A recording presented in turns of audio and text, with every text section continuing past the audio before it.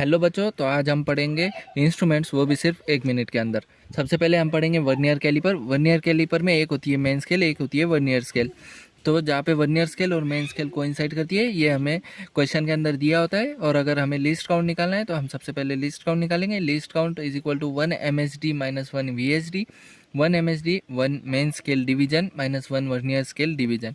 तो अगर हमें दिया है कि 10th vernier scale division 9th main scale division से कोइंसाइड कर रही है, तो हम क्या करेंगे, पहले दोनों को इक्वल कर देंगे।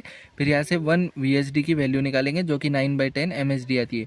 फिर लिस्ट काउंट के ये वाले फॉर्मूले में पुट करेंगे 1 MSD और 1 VSD की ये वाली वैल्यू, जहाँ से हमें मिल जाएगा 1/10 MSD। और मेन स्केल डिवीजन अगर दिया है 1 mm, तो हम लिख देंगे least count equal to 0.1 mm। इसी तरह जो फाइनल रीडिंग है, तो हम रीडिंग निकालेंगे 1 MSR, रीडिंग निकालेंगे MSR plus VSR into list count minus 0 error. तो main scale reading plus vernier scale reading into list count minus 0 error. और 0 एरर हम साइन के साथ यहाँ पे पुट करेंगे।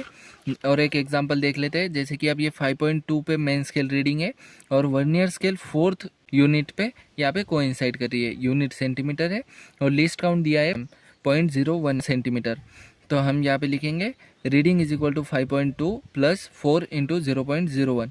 0 एरर 0 है, इसलिए उसे कंसिडर नहीं करेंगे। तो रीडिंग आ जाएंगी 5.24 सेंटीमीटर। इसी तरह हम अब सीखने वाले हैं स्क्रू गॉज।